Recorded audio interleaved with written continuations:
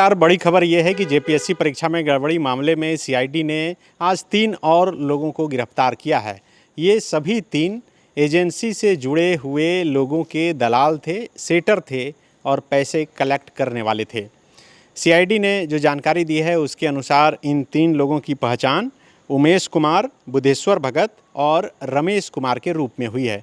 CID ने ये भी जानकारी दी है कि 22 तारीख को सीआईडी ने जो छापेमारी की थी, कार्रवाई की थी और उसमें जो साक्ष्य मिले थे उसी के आधार पर इनकी गिरफ्तारी हुई है। आप सब जानते हैं कि किस तरीके से सबसे पहले सीआईडी की टीम ने जेपीएससी कार्यालय में छापा मारा था और छापा मारने के बाद सबसे पहले 5 लोगों की गिरफ्तारी हुई थी, जिसमें कि एजेंसी के डायरेक्टर, जेपीएससी के डिप्टी एग्जामिनेशन कंट्रोलर और पोड़ैयाहाट से जो प्रखंड आपूर्ति पदाधिकारी के साथ साथ 2 और एजेंसी के लोग, जिसमें कि एक का नाम उस्मान और एक और जो एजेंसी का कर्मी था वो शामिल था, उसकी गिरफ्तारी हुई थी। और उसी दिन जो साक्ष्य मिले थे उन लोगों की पूछताछ के आधार पर जो लोग फरार थे उन्हीं में से 3 लोगों की गिरफ्तारी हुई है। दूसरी तरफ सीआईडी 3 लोगों से को रिमांड पर लेकर लगातार पूछताछ भी कर रही है, जिसमें से कि एक अभय तिवारी है, दूसरा टीडीपीएल एजेंसी के जो डायरेक्टर रामवीर सिंह और तीसरा टीडीपीएल एजेंसी का प्रोग्रामर जो है उस्मान, वो भी शामिल है। तीनों से अलग अलग, तीनों से आमने सामने बैठाकर पूछताछ की जा चुकी है और तीनों के पूछताछ में कई बड़े खुलासे हर दिन हो रहे हैं और उसी के आधार पर लगातार कार्रवाई कर रही है। ये जो पूरा अब तक सीआईडी के जांच में बातें निकल कर सामने आई है, यह पूरी तरह से प्रमाणित एक तरीके से हो चुका है कि परीक्षा में धांधली करने के लिए एक पूरी तरह से ऑर्गेनाइज्ड क्राइम की तरह इस पूरे मामले को जो है अंजाम दिया जा रहा था।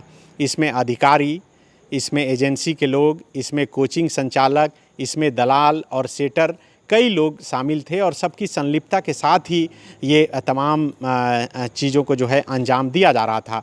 कल मैंने जिस तरह से आपको बताया था कि किस तरह 5 जिले के 18 जगह पर सीआईडी ने एक साथ छापा मारा था, उस छापेमारी में भी सीआईडी को कई अहम चीज़ें मिली है। खाली चेक मिले हैं, जो जानकारी है, हालांकि अब तक सीआईडी ने आधिकारिक रूप से इसकी पुष्टि नहीं की है। करोड़ों के चेक मिले हैं, ज़मीन जायदाद के कागजात मिले हैं, जो स्टूडेंट हैं उनके ओरिजिनल मार्कशीट मिले हैं, कई ओएमआर सीट मिले हैं।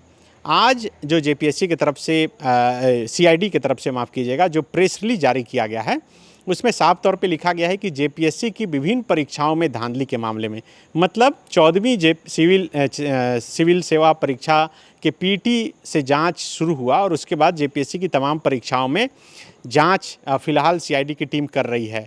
लेकिन स्टूडेंट लगातार मांग कर रहे हैं कि जांच का दायरा जेएसएससी तक भी पहुंचना चाहिए, क्योंकि जेपीएससी से कहीं ना कहीं अधिक धांधली जेएसएससी में हुआ है। और उसी का उदाहरण जो है अभय तिवारी और उनके परिवार के लोग, और जो बातें अब तक निकल कर सामने आई है वो हैं। और लेकिन इस मसले पर जेएसएससी की तरफ से अब तक कोई बयान नहीं आया है। जेएसएससी की तरफ से एक ही ऑफिशियल बयान आया है जब एक अखबार में ये खबर छपी कि इन परीक्षाओं का संचालन जो है वो टीडीपीएल एजेंसी जो है वो कर रही थी, उस पर खंडन किया गया, लेकिन अब तक किसी और बात का खंडन नहीं किया गया है। आज एक बड़ी बात ये भी निकल कर सामने आई कि कांग्रेस के नेता प्रवक्ता रहे आलोक दुबे ने अपने सोशल मीडिया अकाउंट पर लिखा कि जेएसएससी के सचिव सुधीर गुप्ता सरकारी नौकरी बेचने का काम कर रहे हैं और इसका पुख्ता प्रमाण उनके पास है। ये भी आज बहुत सुर्खियों में रहा। पहले से ही स्टूडेंट जेएसएससी के सचिव पर कई आरोप लगाते रहे, कई परीक्षाओं में धांधली करने की बात जो है वो कहते रहे और ये बात भी अब चर्चा में सामने आ रही है। तो सीआईडी की जांच लगातार चल रही है। फ़िलहाल तो जेपीएससी की परीक्षाओं में हो रही धांधली के मामले में ही जांच चल रही है। कल जो 18 जगहों पर छापेमारी चली थी और हमने कहा था कि 2 लोगों को हिरासत में लिया गया है, उन 2 लोगों में से अभी तक भी किसी की गिरफ्तारी नहीं दिखाई गई है। इसके अलावा 2 लोग और जो फरार हैं, जिसके यहाँ छापा पड़ा था, संतोष कुमार सिंह जो पलामू के रहने वाले हैं और दूसरा रविशंकर जो पलामू के रहने वाले हैं और रांची में रहते हैं, जो एक सरकारी शिक्षक और एक कोचिंग चलाने का काम करते हैं। उनकी अब तक गिरफ्तारी नहीं हुई है। जो जानकारी है उसके अनुसार दोनों फरार हैं, पुलिस उनकी तलाश कर रही है। जेपीएससी परीक्षा में गड़बड़ी मामले में अब तक कुल 14 लोगों की गिरफ्तारी हो चुकी है और ये गिरफ्तारियां लगातार अभी होते रहेगी, क्योंकि जैसे जैसे पूछताछ और सीआईडी की कार्रवाई आगे बढ़ रही है वैसे वैसे इस मामले में कई और चौंकाने वाले खुलासे हो रहे हैं। इन 3 लोगों की जो गिरफ्तारी हुई है उसमें यही बताया जा रहा है कि ये लोग एजेंसी के लोगों से संपर्क करके कैंडिडेट खोजने का और उस कैंडिडेट से पैसे लेने का, मतलब बिचौलिया का काम और पैसा कलेक्ट करने का काम जो है वो करते थे।